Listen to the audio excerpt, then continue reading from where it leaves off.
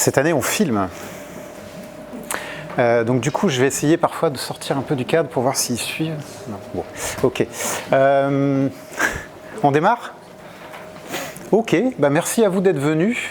Je vous propose de prendre un moment ensemble pour parler de valeur. Donc, dans un premier temps, de définir un petit peu ce que c'est que la notion de valeur, et puis ensuite proposer quelques idées qui pourraient peut-être vous inspirer à ce sujet. Tu as ta place ici qui t'attend. Ok, alors comme vous voyez, on est trois à avoir imaginé un peu ce support. En fait, c'est issu de sensibilisation, de formation qu'on donne chez nous.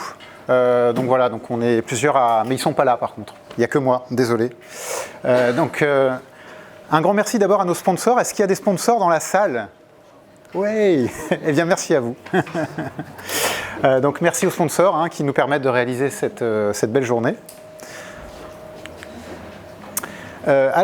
Donc moi je suis Yvan Dantec, j'interviens en tant que coach agile et aussi sur les problématiques d'agilité à l'échelle à la direction informatique de Pôle emploi. Donc voilà, je suis interne. Alors un petit hiatus sur Pôle emploi, même si globalement Pôle emploi, il y a des chances que vous connaissiez, pas trop j'espère. Donc simplement, nous le numérique, la façon dont on le voit, c'est que ça nous permet finalement dans un contexte où il y a quand même un nombre de demandeurs d'emploi élevé, finalement d'arriver à personnaliser nos services et finalement accompagner le mieux possible les demandeurs d'emploi. Et également, on a toujours un maillage et une approche orientée vers l'inclusion, où on fait du coup un mix entre les services numériques qu'on peut proposer à nos utilisateurs, et puis également des agences, etc., des conseillers de proximité, pour essayer d'inclure tout le monde, et même d'accompagner aussi des publics qui seraient moins à l'aise avec le digital, le numérique, vers nos solutions, vers notre système d'information et notre site web. Donc voilà.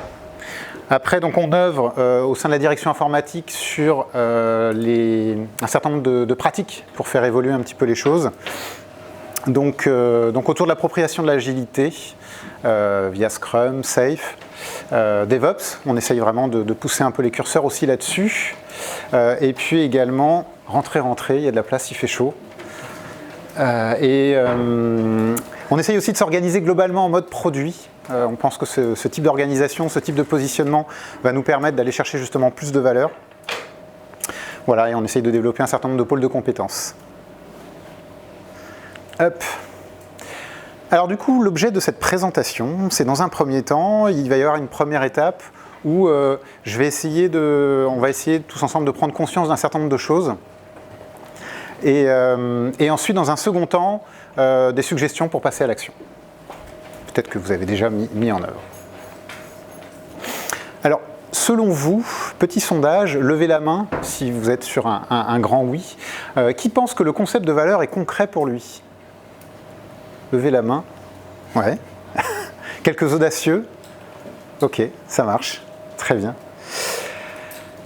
Alors, du coup, justement, vous êtes au bon endroit. On va essayer d'explorer cette notion-là.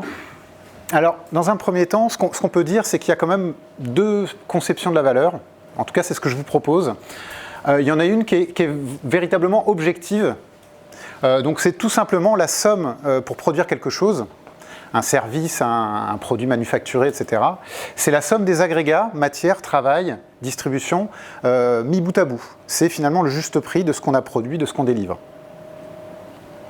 Donc ça, c'est une valeur complètement objective. Alors ici, on a choisi une représentation qui est ces lingots d'or. Et puis, de l'autre côté, on aurait une approche, une proposition autour de la valeur qui serait plus le côté subjectif de la valeur, qui est non lié. Les supports, je les mettrai à disposition. Vous pouvez prendre des photos également, mais normalement, il y aura les supports, la vidéo, enfin, vous devriez... Donc, une valeur plus subjective. Là, on n'est plus sur les agrégats, sur le cumul finalement du coût pour produire un produit. On est plutôt sur des notions autour de la représentation, ce en quoi le produit me permet d'améliorer, on va dire, ma représentation, les besoins que j'ai, l'utilité du produit que je peux avoir. Voilà, et donc là on va parler plutôt finalement de désidérabilité. pas forcément facile à prononcer. Donc là, on a repris, par exemple, une œuvre d'art. On est typiquement sur les œuvres d'art, sur des choses qui sont où on n'a aucun rapport entre le prix et finalement le coût qu'il a fallu pour produire l'œuvre d'art. Ça va pour ça ? Ok. Et donc la tendance actuelle autour des produits, et notamment dès qu'on touche un peu au numérique, c'est plutôt d'aller vers des choses qui sont autour de la désidérabilité et de moins en moins vers le juste prix. Alors, ce que je voulais également partager avec vous, c'est que la valeur, elle est composite et parfois contradictoire. Donc, elle peut être perçue différemment en fonction du point de vue des personnes, des utilisateurs, des clients. Je ne sais pas si vous avez des idées, par exemple, de choses, de services qui pourraient être diversement perçus par des utilisateurs. Non, vous êtes...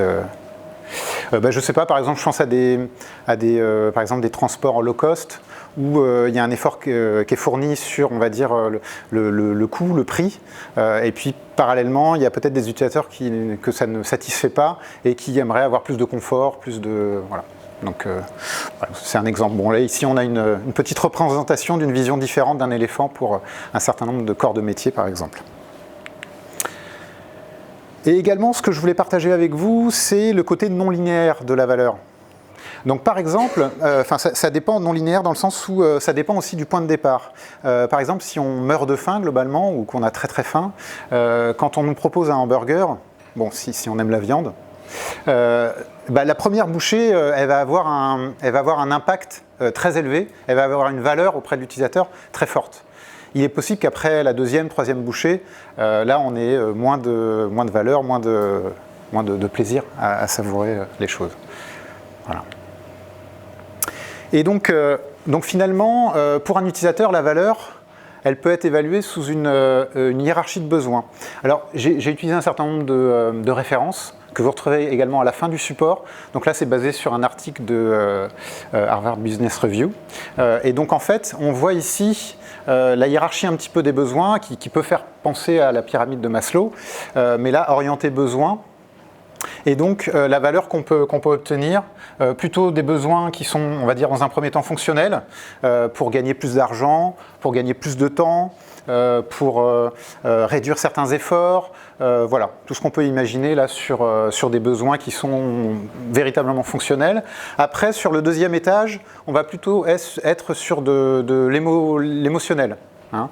Donc ici on dit psychologique, mais bon, on va dire émotionnel. Donc tout ce qui peut contribuer à du bien-être, qui joue sur la fibre de la nostalgie, sur l'amusement. Voilà. Donc il y a ce type de besoin-là. Si on monte d'un cran à nouveau, on va être sur du dépassement, sur des transfigurateurs. Donc là, on est sur, par exemple, des besoins autour de l'espoir, autour de la motivation, l'épanouissement personnel. On est sur encore un cran au-dessus. Et enfin, on a tout ce qui touche, en termes de catégorie de besoins, à du social. Donc là, dépassement de soi, par exemple. Voilà. Ça va un peu pour la hiérarchie des besoins? Alors, c'est une petite mise en bouche, une petite introduction. On tourne un peu autour du pot, mais on n'a pas véritablement défini ce qu'était la valeur. On se lance? Je vous propose une définition. Alors, je suis allé voir des gens sérieux, donc l'International Institute of Business Analysis. Et donc ce qu'ils nous proposent comme définition, c'est vachement éclairant. Donc la valeur est un résultat désirable pour une partie prenante dans un contexte précis. Alors, heureux. Bon, voilà. Donc la définition de la valeur en soi, c'est pas forcément palpable, pas forcément concret. Ce que je vous propose, c'est de faire un petit détour par la complexité. Je vais vous expliquer un petit peu ce que j'ai en tête. Est-ce que quelqu'un sait ce que représente cette photo ?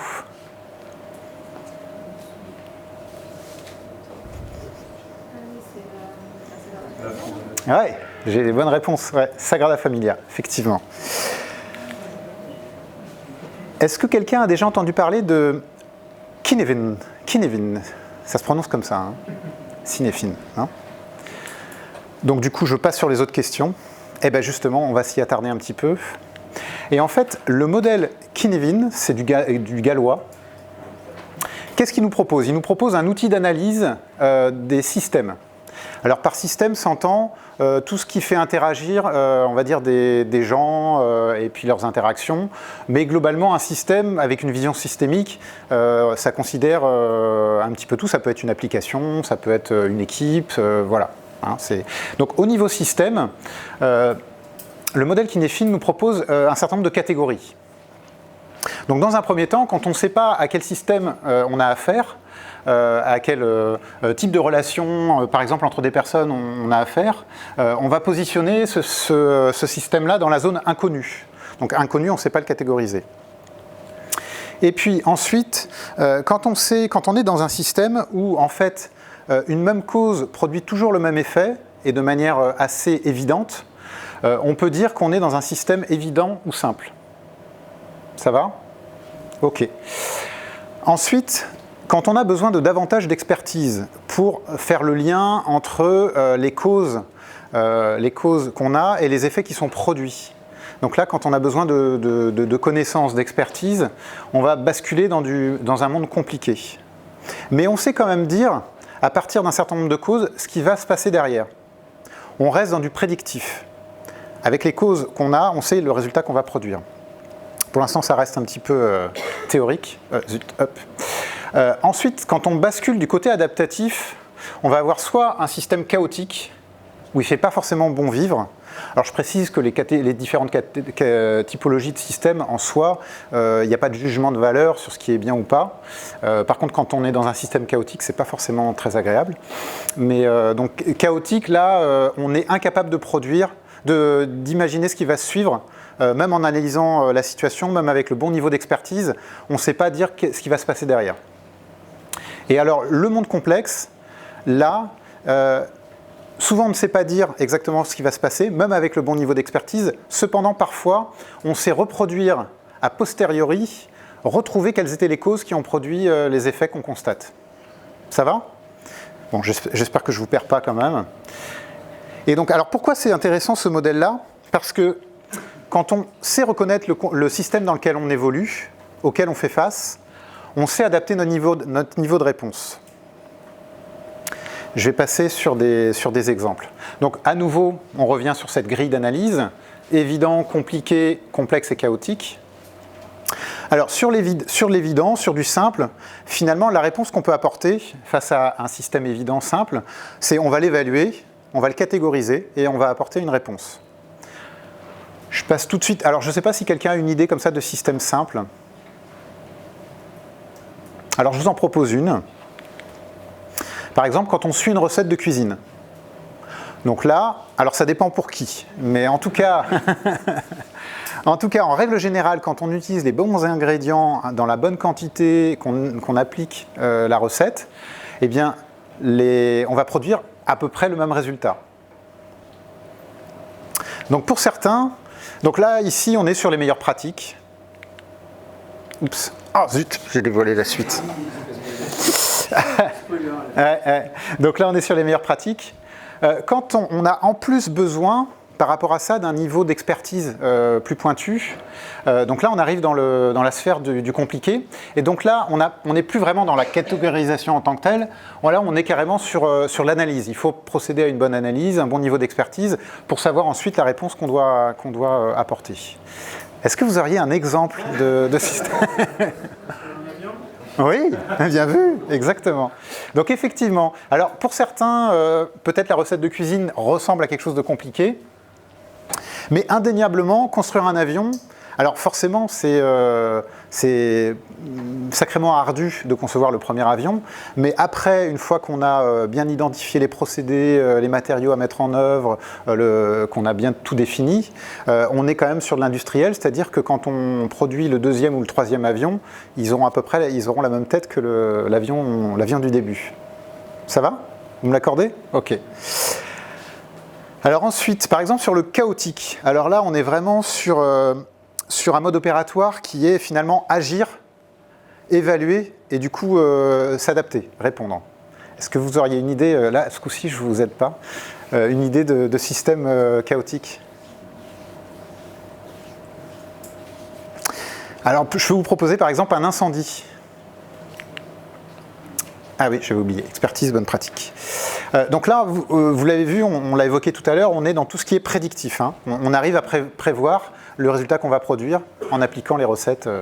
Et donc, hop, non, c'est comme ça, voilà. Donc fuir un incendie, là on est vraiment sur du chaotique, c'est-à-dire qu'on court, on voit, je sais pas, une flamme qui apparaît, on bouge, etc. Et on essaye de sortir au plus vite, quoi. Alors sur du complexe, on est là encore sur de l'adaptatif, dans le sens où on doit toujours s'adapter, etc. Mais on n'est quand même pas sur du chaotique. Donc là, ce que nous propose Cynefin dans l'approche, c'est d'explorer, d'évaluer et de s'adapter. Est-ce que vous auriez des exemples de systèmes complexes ?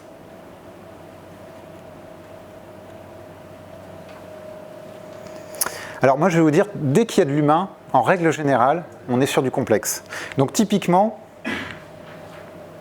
élever un enfant, c'est quelque chose, je ne sais pas si vous avez vécu l'expérience, vous pouvez avoir le même comportement d'un jour à l'autre, vous aurez probablement une réponse différente, ou proposer le même repas, ou proposer le même cadre, d'un enfant à un autre, ce sera différent.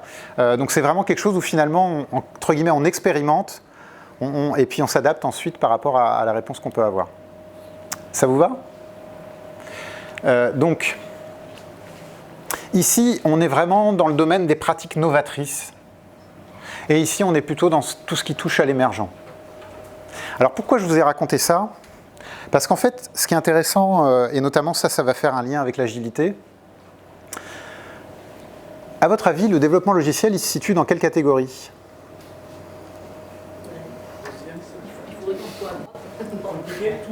Il faudrait qu'il soit ici, c'est ça ? Simple ? Simple ou compliqué ? Ok, et vous pensez qu'il est où ? Là, d'accord. En réalité, dans le développement logiciel, on est quasiment dans l'artisanal parce que c'est très rare de refaire exactement le même logiciel avec les mêmes fonctionnalités sur le même environnement, etc. Donc on est toujours sur des choses qui sont nouvelles, en fait. On produit toujours un système nouveau. Donc on fait face toujours à quelque chose de complexe. Et c'est pour ça que dans ce que nous propose le modèle,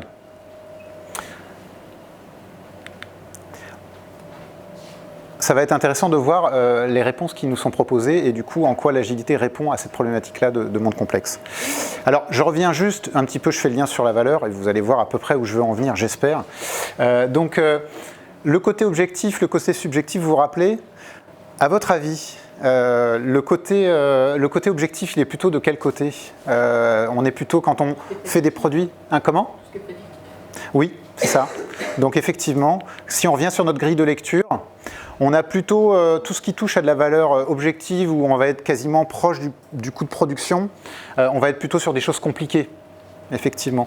Et dès qu'on fait interagir du complexe, là on va aller chercher de la désidérabilité. Je savais bien que j'aurais du mal à le prononcer. Et alors du coup, je reviens sur la grille de lecture. Et là, c'est là où on fait le lien avec l'agilité. Pourquoi l'agilité est pertinente et intéressante dans le développement logiciel ? C'est parce qu'on fait face à de la complexité. Et du coup, la meilleure approche, c'est bien d'explorer, d'évaluer et d'apporter des réponses. Et du coup, la meilleure approche là-dessus, c'est bien entendu, finalement, d'avoir des boucles de retour rapides. Donc, très rapidement, à intervalles réguliers, avoir du feedback de ce qu'on est en train de produire pour pouvoir s'adapter. Je pense que vous l'avez tous observé dans vos métiers, l'expertise en général ne suffit pas. On a beau être expert d'un sujet, on n'est pas certain d'adresser les besoins des utilisateurs. Et puis, on peut quand même arriver à faire émerger des choses. La collaboration entre les experts est essentielle. Et en fait, on part surtout avec des hypothèses, c'est ça qu'il faut garder à l'esprit. On part avec des hypothèses qu'il va nous falloir en fait vérifier par l'expérimentation. Et c'est là où on fait le lien avec la valeur. Donc en fait, ce qui peut nous guider, nous, dans nos expérimentations, entre guillemets, dans la vérification de nos hypothèses, c'est de mesurer la valeur qu'on va chercher. Alors je poursuis, si je ne vous ai pas perdu. Je voulais aussi faire une étape par les biais cognitifs. Alors vous avez peut-être déjà eu des éléments là-dessus, je vous les amène quand même. Petite question, selon vous, quelle est la table la plus longue?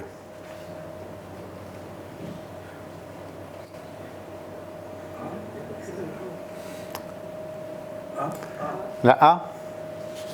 Alors regardez, on recule devant aucun effet 3D. Hein.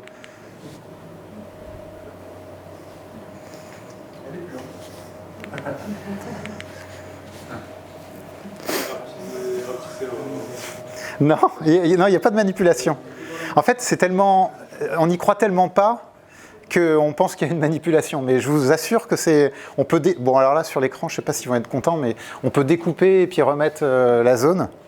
Mais en gros, ce qu'on voulait vous dire là sur la partie biais cognitif, c'est que la vue, c'est l'un des sens qui est le plus précis. On est vraiment fort là-dessus, sur la vue. Et malgré tout, on a des biais cognitifs sur la vue. Là, on est tous convaincus que la table A, elle est plus longue que la table B. Donc on est sans cesse berné par nos sens. Alors quand on est sur un sens sur lequel on est quand même plutôt bon, vous imaginez sur tout ce qui touche à la prise de décision, etc., ce que ça peut donner. Et alors justement, j'illustre le propos. Il y a des expériences qui sont menées un peu autour du marketing, manipulation, etc. Par exemple, ici une expérience avec du popcorn. Donc ici on a deux choix de cornets de popcorn qui nous sont proposés, le petit à 3 € et le grand à 7 €. Alors là, majoritairement, les gens se tournent vers le cornet de popcorn à 3 €. Pourquoi? Parce que 7 € c'est trop cher pour du popcorn. Si à ça on rajoute, dans la même condition on va dire, si à ça on rajoute un cornet de popcorn moyen à 6,50 €. Donc on a bien les trois formes, donc le cornet petit, le moyen, le grand. Il y en a un à 6,50 € le moyen. Et bien qu'est-ce qui se passe? Là majoritairement, donc personne ne prend le moyen, ça c'est sûr, et majoritairement les gens vont aller acheter le cornet de popcorn à 7 €. Pourquoi? Parce que 7 €, ça apparaît comme une bonne affaire dans cette situation-là. Et en fait ça c'est une pratique du marketing bien connue, pas toujours facile à identifier. On la retrouve pas mal dans les abonnements, notamment sur des offres papier numérique. Parfois, on ne comprend pas pourquoi le papier plus numérique, c'est le même coût que le papier, par exemple. Et en fait, c'est pour attirer les gens vers une offre, par exemple. Et donc ici, on utilise un leurre. Cette proposition-là, elle est faite simplement pour nous orienter davantage vers cette option-là. Et alors on peut se dire, bon bah nous on est des consommateurs, on est influençables, etc. Mais si on s'intéresse à des problématiques qui touchent à des experts, ah ouais, juste avant, une petite citation. Alors je vous invite à voir, pareil, il y aura le lien aussi dans le support, la conf TED de Dan Ariely, qui justement explique tout ce qui touche à la décision et en quoi en fait on a l'illusion de prendre des décisions, mais en fait parfois ça ressemble plus à de l'aléatoire. Donc vous allez voir, c'est assez décapant, avec tout un tas d'exemples, et notamment celui qu'on précise après, que j'ai repris de chez lui. Donc, on a vu tout à l'heure pour un consommateur lambda, popcorn, etc. Maintenant, si on s'intéresse à une population d'experts, des médecins, et sur l'opération de la hanche. Donc quand on remplace quand on installe une prothèse de hanche. En fait, comment ça se passe? Donc, ils ont fait une étude par rapport à des patients qui sont inscrits sur une liste pour une opération de la hanche. Et ils sont allés voir les médecins qui ont prescrit ces opérations de la hanche. Et ils leur ont dit, on a vu que votre patient était inscrit pour une opération de la hanche, mais vous avez oublié de tester l'ibuprofène. Qu'est-ce que vous faites? Et en fait, donc dans ce cas de figure, une majorité des experts, ils disent, on va quand même tester l'ibuprofène avant de faire une intervention sur la hanche. Donc là, majoritairement, nos experts tentent le coup pour l'ibuprofène. Deuxième scénario, on est dans la même situation. On va de nouveau voir des patients qui sont inscrits pour une opération de la hanche. Et là, on leur propose deux choix. On leur dit, vous avez oublié l'ibuprofène et vous avez aussi oublié le pyroxicam. Donc deuxième médicament. Là, le choix pour le médecin, il est plus complexe.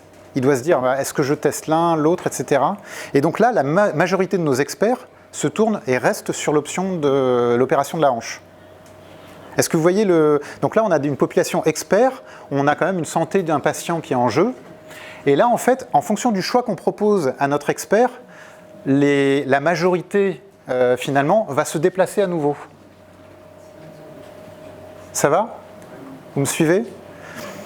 Tout ça pour illustrer le fait que parfois on se trompe sur la rationalité de nos prises de décision, en fait, et tous les biais auxquels on fait face.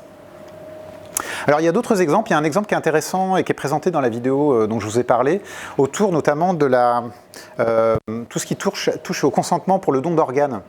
En fait, vous savez, en France, on a changé récemment et on est passé de ce qu'on appelle opt-in à opt-out, enfin opt-out à opt-in. Et en fait, on a inversé la question. Plutôt que de dire est-ce que vous êtes d'accord pour donner vos organes, on a plutôt dire est-ce que vous êtes contre le don d'organes. Et en fait, nous, on est actuellement à un pourcentage qui est au-delà des 90% de gens qui sont donneurs d'organes en France. Et dans d'autres pays où ils sont encore sur un choix, comment dire, qui est de consentir au don d'organes volontairement, on va dire, ils sont sur des pourcentages, dans des populations comparables, en Europe toujours, ils sont sur des pourcentages qui sont en dessous de 20%. Et donc en fait, là encore, nous aussi, quand on est confronté à un choix qui est complexe, qui est important pour nous, eh bien, souvent le choix par défaut, c'est la solution qui est plus facile pour nous. Voilà un peu ce que je voulais partager avec vous sur les biais. Et donc, en effet, quand la complexité augmente, le choix par défaut a un énorme pouvoir sur la décision finale. Alors, Fouzi avait prévenu. Hein. Eh bien, elles avaient prévenu toutes les deux. Je pense qu'elles n'ont pas aimé le coup de... Peut-être au niveau de la hanche, je ne sais pas. Ouais. Donc, la conclusion, en quelque sorte, c'est qu'on ne peut pas vraiment avoir confiance dans les décisions qu'on prend. Et alors, peut-être dernière un peu étape dans notre réflexion, est-ce que vous avez déjà posé la question de savoir ce qui se passe quand on teste de nouvelles idées par rapport aux impacts attendus? Eh bien, il y a des gens qui se sont posés cette question-là, des gens auprès d'entreprises américaines qui fonctionnent plutôt bien, à mon sens. Donc typiquement chez Microsoft, ils se sont dit à un moment donné, on va évaluer toutes les fonctionnalités qu'on lance, toutes les nouvelles idées qu'on concrétise, on va estimer si on est proche des résultats attendus ou pas. Donc ils ont fait une étude d'ampleur là-dessus. Et finalement, le ratio qu'ils ont obtenu, grosso modo, il est celui-là. C'est-à-dire que par rapport à ce qu'ils ont lancé, ils ont à peu près une idée sur 3 qui génère des résultats positifs, une idée sur 3 qui n'a pas de résultat, et enfin, une idée sur 3 qui produit même des résultats négatifs par rapport à ce qu'ils imaginaient. Bon, on peut se dire que Microsoft, ils ne sont pas très doués, peut-être, on peut se dire ça, je ne sais pas. Mais chez Google, c'est pareil, en fait, quand ils ont évalué un petit peu l'impact vis-à-vis des résultats qu'ils attendaient de ce qu'ils ont lancé, ils se sont aperçus en fait qu'ils avaient à peu près 10 à 20% de produits, de fonctionnalités, de services qu'ils développaient qui obtenaient le résultat attendu. Vous avez peut-être déjà entendu parler de choses Google qui ont été arrêtées. Voilà. Donc c'est intéressant. Et on peut imaginer qu'ils sont plutôt bons dans ce qu'ils font. Donc on peut, je ne sais pas si vous imaginez, vous de votre côté, sur ce que vous produisez sur chaque fonctionnalité, l'impact que ça peut avoir. Alors là, Ron Kohavi, pareil, il a aussi une petite conférence qui est intéressante. Donc lui, ce sur quoi il insiste, il explique qu'il y a une majorité finalement d'expérimentations qui échouent. Et il dit même les experts n'arrivent pas à, on va dire, à être pertinents systématiquement par rapport à ce qu'ils amènent et le retour finalement sur l'investissement généré. Alors, qu'est-ce qu'on peut tirer de tous ces enseignements? Finalement, moi, ce que j'ai envie de vous dire et de vous proposer, c'est finalement, est-ce qu'on ne devrait pas reconnaître tous ensemble qu'on ne sait pas? Donc du coup, la sensation qu'on peut avoir, c'est finalement qu'on avance dans le brouillard, qu'on a un certain nombre de biais cognitifs et qu'on ne peut pas être véritablement sûr des hypothèses qu'on formule, même si forcément plus on a d'expertise, plus on fait un travail collaboratif, justement avec un certain nombre d'expertises, plus on devrait être pas loin du compte. Mais ce qui est essentiel, c'est que l'apport de valeur qu'on imaginait, il doit être validé à l'épreuve du terrain. Et donc ce que je vous propose de faire, c'est de se focaliser sur les impacts. Alors les impacts. Les impacts. Est-ce que vous voyez la différence, du coup j'ai la réponse là, entre les livrables et les impacts? On s'attarde souvent sur le livrable qu'on va produire. Donc par exemple, j'en reviens à cette métaphore culinaire. Ici, quand on a tous les ingrédients, à la fin, le livrable, c'est le gâteau. Jusqu'ici, tout va bien. En règle générale, ce qu'on produit, une application, etc., c'est le livrable. Mais ce qui va nous intéresser, c'est également l'impact que l'on va produire avec ce livrable. Et finalement, quand on propose un gâteau, l'impact qu'on peut avoir, c'est la satiété, par exemple, ou même le plaisir de le manger, espérons.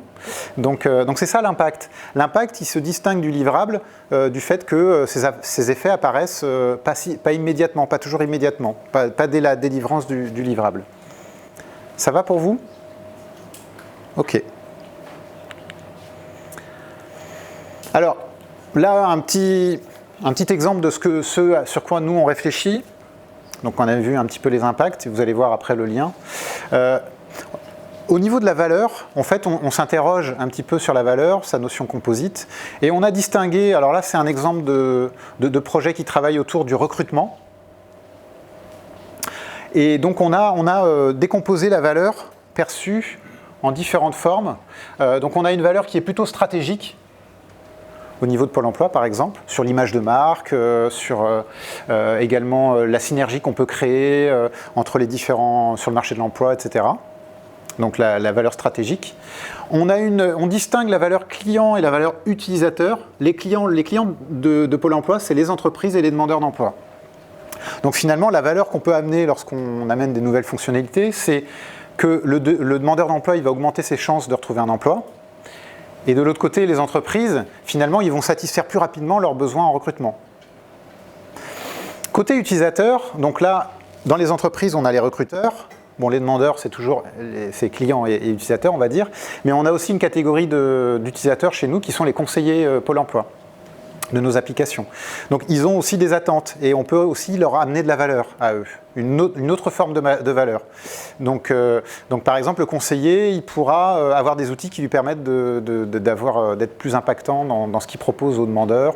Les demandeurs d'emploi, ils vont peut-être recevoir des offres qui seront plus pertinentes par rapport à leur recherche d'emploi. Et les recruteurs, ils vont gagner du temps dans le pourvoiement de postes, par exemple. Donc, valeur stratégique, valeur client, valeur utilisateur, et un dernier élément, plutôt tourné vers le côté informatique, c'est la valeur patrimoniale. En quoi la solution va nous permettre de faire évoluer notre système d'information, de rajouter une brique qui va nous permettre d'avoir peut-être de réécrire un existant ou ce genre de choses. Voilà. Ça va pour ces différentes valeurs? Donc c'est ça qu'il faut avoir à l'esprit quand on parle de valeur, c'est aussi toute cette décomposition et ces différentes typologies de valeurs. Ce que ça peut amener à l'entreprise en tant que telle, ce que ça peut amener aux utilisateurs, aux clients, à voir si c'est les mêmes, et ce que ça peut amener aussi au niveau on va dire, des SI informatiques patrimoine.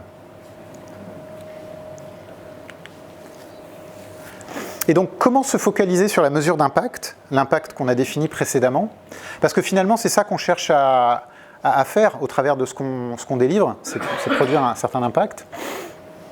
Donc ce qu'on peut se dire, et peut-être qu'on peut être d'accord là-dessus, après ma brillante démonstration précédente, c'est que sans mesure, on ne connaît pas l'impact, donc on ne maîtrise pas la valeur qu'on délivre.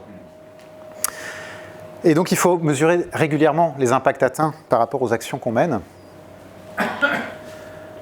Et donc là, par exemple, si on revient sur... alors, elle est présentée différemment, mais on retrouve les éléments qu'on a aperçus ensemble là, sur notre projet autour du recrutement. Eh bien, là, l'idée, c'est au travers des indicateurs qu'on peut avoir là, des indicateurs clés qu'on peut avoir ici, on peut avoir des indicateurs également intermédiaires ou décisionnels qui nous permettent de voir dans quelle mesure on s'approche de l'objectif qu'on avait défini. Donc vous voyez là, deux typologies d'indicateurs. Donc on a pour chacun des éléments qu'on cherche, des objectifs et de la valeur qu'on cherche à amener, on a imaginé des typologies d'indicateurs au travers d'enquêtes, au travers de vérifications de durée moyenne pour voir un emploi, etc. Donc on a chaque fois déroulé pour chaque indicateur un élément qui nous permette de suivre l'atteinte et la progression de la valeur qu'on délivre. C'est un exemple. Voilà. Alors je ne sais pas, on a fait différentes étapes, on a parcouru différentes choses ensemble. Est-ce que du coup les éléments du puzzle se mettent un petit peu en place? C'est un petit oui, timide. Alors, une proposition là qui vient de... Alors nous on est assez safe chez Pôle emploi, donc c'est l'agilité à l'échelle. Mais en tout cas il y a quelque chose d'intéressant qu'on voulait partager avec vous, c'est le radar Safe DevOps. Donc il y a une proposition faite par Safe là autour du DevOps qui est assez intéressante. Et donc ça c'est un cadran.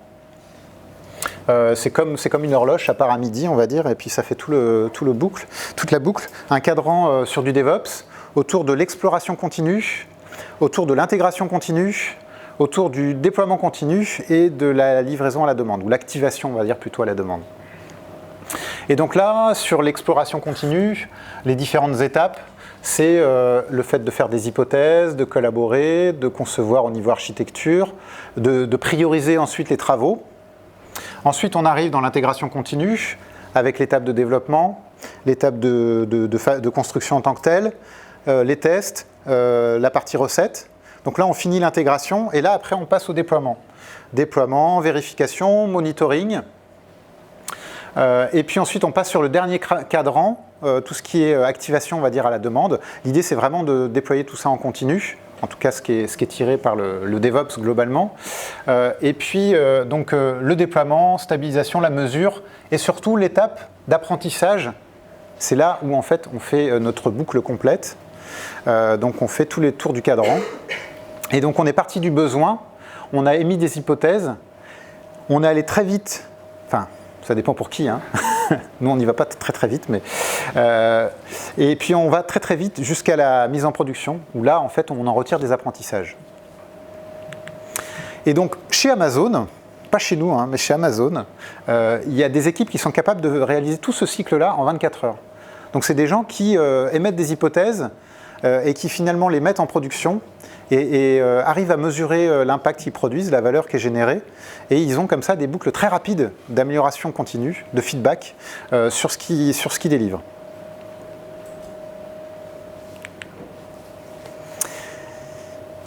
Et alors petit à petit on y vient. On est bien. Donc ce qu'on a partagé ensemble, pour redresser un peu, parce que ça allait un peu dans différents sens. Donc, ce qu'on a vu ensemble, c'est que la valeur, c'était pas simple. En tout cas, la définition en tant que telle ne nous éclairait pas tellement, mais il y a différents éléments autour de ça. Vous vous rappelez de la grille de lecture Kinefin, qui nous permet on va dire, identifier les typologies de systèmes auxquels on fait face, et du coup, les réponses qu'on peut apporter à ces systèmes-là. Que si on ne connaît pas finalement le système devant lequel on est, ou le produit, son niveau de complexité, on ne sait pas forcément la bonne façon de l'aborder. La valeur de nos jours, c'est de plus en plus du compliqué au complexe. On fait tous probablement face à des choses qui sont complexes, et en tout cas produire des fonctionnalités, produire des applications, produire des produits. Je ne sais pas si ça se dit d'ailleurs. C'est quelque chose qui est complexe, une activité complexe. On garde à l'esprit que finalement, on a tout un tas de biais qui vont saper notre rationalité, en tout cas dans nos prises de décision, et qu'on n'est pas complètement certain de l'effet qu'on va produire, de la valeur qu'on va amener à nos utilisateurs. Et finalement, dans cette prise de conscience, ce qu'il faut garder à l'esprit, c'est que toute idée n'est qu'une hypothèse, aussi bonne soit-elle. Et donc, en ce sens, il faut penser en termes d'impact, l'impact qu'on veut produire avec les fonctionnalités qu'on amène. Et donc les impacts, il faut savoir les mesurer. Et du coup, il faut se poser la question de la mesure très vite. Et c'est d'autant plus intéressant, en plus si on fait le lien du coup là avec Kinefin, que plus on arrive à accélérer la boucle de feedback et aller au plus près de nos utilisateurs et au plus rapidement vers nos utilisateurs, plus vite on pourra se réconforter sur l'hypothèse qu'on a formulée et sur la valeur qu'on amène à nos utilisateurs. Et donc du coup, il faut penser et travailler différemment de ce qu'on a été habitué à faire pendant des années. Ça va pour tous ? Alors moi, ce que je vous propose, du coup, c'est de passer à l'action. Alors peut-être pas comme le gars sur la moto, ça a l'air un peu périlleux ce qu'il se lance à faire. Alors le sujet est vaste, et nous, moi je peux vous amener quelques éléments de ce qu'on fait chez nous, qui peuvent peut-être vous amener quelques pistes de réflexion. Bien sûr, chaque chose est adaptée au contexte. Alors dans un premier temps, on cherche à sensibiliser. En fait, on propose des formations en interne sur la valeur, sur du DevOps. Donc l'idée c'est de la prise de conscience des gens, mais également le fait d'aller le plus vite possible vers nos utilisateurs, de tester les choses le plus rapidement en production, on va dire, ou trouver une façon d'aller très vite vers l'utilisateur, pas forcément systématiquement en mettant en production. Voilà, des actions de sensibilisation, retour d'expérience, etc. Ça c'est une première étape, on va dire, tout ce qui touche à la sensibilisation. Après, je pense qu'il faut s'attarder sur le problème auquel on fait face.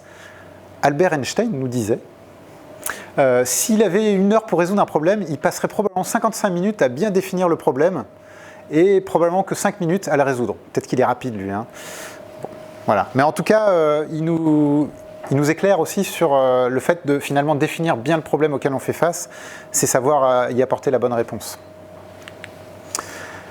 Et donc du coup, pourquoi on insiste là-dessus, c'est que parfois si on se pose la question de la valeur, de la mesure, alors qu'on est déjà en production, eh bien c'est difficile, déjà c'est difficile à faire, ça demande de l'investissement supplémentaire.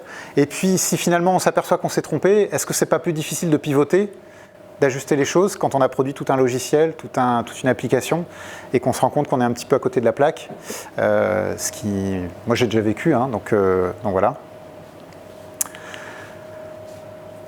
Donc toujours sur cette notion de problème, sans doute une bonne approche, c'est d'aller au contact des utilisateurs, des clients, de faire des interviews, de procéder à des immersions si c'est possible. Il y a différentes typologies de choses qui peuvent être faites. Il y a aussi des ateliers qui sont très bien. Je ne sais pas si vous connaissez le Value Proposition Canvas. Donc ici sur cette partie-là, on s'intéresse véritablement à notre utilisateur, aux différentes tâches qu'il réalise dans son quotidien, au niveau de son boulot. Ici, du coup, on va identifier les gains qu'on peut lui apporter, et ici, les douleurs auxquelles il fait face. Les pains, comme ils disent en anglais. Voilà. Donc ça, c'est des idées pour être bien capté, on va dire, le besoin, bien comprendre nos utilisateurs, nos clients. Et puis la troisième étape, c'est, on l'a vu précédemment, c'est cette notion de collaboration. De faire travailler toutes les bonnes énergies, mais aussi les bonnes expertises avec différentes composantes, différentes sensibilités.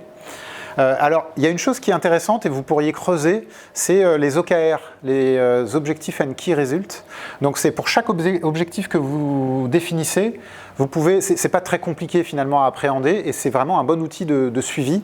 Vous pouvez définir les indicateurs de résultats qui vont vous permettre d'évaluer que vous êtes en ligne avec les objectifs que vous avez définis. Et puis vous pouvez même détailler des indicateurs décisionnels pour voir dans quelle mesure vous êtes en ligne avec l'objectif ou si vous vous éloignez. Parce que parfois, l'indicateur de résultat, il est un petit peu lointain et du coup, vous n'auriez un résultat que dans 2 mois, 3 mois, 6 mois. Et c'est là où ça peut être intéressant d'avoir des indicateurs intermédiaires qui vous permettent de vous rassurer sur le fait que vous êtes sur la bonne ligne. Donc regardez, tout ce qui est OKR, ça peut vous intéresser. Et il y a même des entreprises finalement qui ne fonctionnent que, alors plutôt américaines, c'est pas très développé chez nous, mais qui ont pour toute leur chaîne développé des OKR. Et donc tout le monde sait explicitement quels sont les objectifs de chacun. Et donc voilà, ça redescend en cascade et du coup ça offre une lisibilité pour tout le monde qui est assez intéressante et qui permet voilà, d'engager tout le monde. Donc toujours sur cette notion de travail collaboratif, un petit proverbe africain que vous connaissez probablement. Donc tout seul on va plus vite, mais ensemble on va plus loin. Donc c'est pour mettre l'emphase sur le travail collectif, l'importance de faire travailler les experts ensemble. Alors nous, on a pas mal aussi travaillé, puisqu'on avait des soucis un peu d'ergonomie, donc on a fait un effort particulier sur tout ce qui est ergonomie, studio, design, etc., en se disant qu'on allait économiser beaucoup de temps dans l'appropriation de nos solutions, notamment auprès de nos conseillers, en faisant travailler et intervenir ces experts-là, qui vont aller chercher les utilisateurs dès le début. Souvent, on teste nos idées auprès de groupes utilisateurs via des maquettes, etc. Donc, ils ont des pratiques qui sont assez intéressantes et qui permettent d'avoir des feedbacks des utilisateurs avant de faire toute la chaîne, parce que chez nous, c'est long de faire toute la chaîne et d'arriver en production. Donc, ça peut être des pratiques qui peuvent être intéressantes. Et ce qu'on essaye maintenant de faire au travers de ces experts-là, c'est de finalement d'essaimer ces compétences, ces expertises, ces pratiques auprès des équipes pour que chaque équipe s'approprie ces pratiques-là et finalement les mette en œuvre et n'ait pas systématiquement besoin de ces experts-là pour avoir cette démarche et avoir ce souci de l'utilisateur. Donc ça peut être une idée. Toujours sur le travail collaboratif, nous, il y a quelque chose qui fonctionne bien et qui peut être repris tel quel. Donc c'est issu du framework SAFe, donc l'agilité à l'échelle. Mais en fait, c'est probablement ce qui fonctionne le mieux dans SAFe, parce que là, en fait, l'enjeu, l'idée, c'est de réunir à peu près tous les gens qui sont concernés par un sujet d'ampleur, un programme, ou un gros projet, les réunir tous pendant 2 jours, de leur faire finaliser, souvent malheureusement on arrive à ça, finaliser un petit peu la solution par rapport aux besoins qui a été formalisé, aux priorités qui ont été définies. Et ensuite, ils vont aboutir à une planification de leurs travaux sur une période de 2 à 3 mois, tous ensemble, un effort collectif, ce qui fait que les solutions qui en sortent et la planification également qui en sort, souvent elle est vraiment bonne parce que c'est eux ensemble qui se sont mis d'accord et qui ont défini quels vont être les attendus des uns des autres. Nous on a un système d'information qui est très maillé, très interconnecté, c'est vraiment la difficulté et ça nous permet de faire face à cette complexité là et de mettre tous les intervenants d'accord. Donc là c'est pareil, il y a des éléments sur SAFe qui peuvent être utiles. La pratique du PI planning, ça peut vous apporter, voilà, surtout si vous êtes dans des contextes un peu colocalisés où vous pouvez réunir du monde voilà, à intervalles réguliers. C'est des choses qu'on peut faire à 50, 75, jusqu'à 150, allez, 125 personnes. Donc bon, faut des grandes salles, quoi. Mais en tout cas, il y a toute une mécanique derrière ça et ça fonctionne plutôt bien. Voilà, c'est une idée pour tout ce qui est travail collaboratif. Et alors de notre côté, en tout cas, on a bien conscience que la route va être longue, qu'on n'est qu'au début du chemin. Mais en tout cas, c'est vraiment une orientation qu'on prend et sur laquelle on essaye de progresser et d'avancer. Maintenant, ce que je vous propose, c'est à vous de partir à l'aventure de la valeur dans votre entreprise et finalement de trouver dans votre contexte à vous les bonnes façons d'appréhender cette notion-là, de mesurer les impacts, d'aller le plus rapidement possible auprès des utilisateurs et d'avoir le feedback de vos utilisateurs. Donc voilà, ici, là, vous retrouvez toutes les sources utilisées dans la présentation. Encore une fois, je la mettrai à disposition, comme la majorité des orateurs le feront sur le site de l'Agile Tour. On va diffuser également les vidéos qui auront été capturées sans doute par ce biais-là ou sur YouTube. On verra un petit peu la bonne façon là-dessus. Écoutez, moi j'ai en gros partagé ce que je voulais vous partager cet après-midi.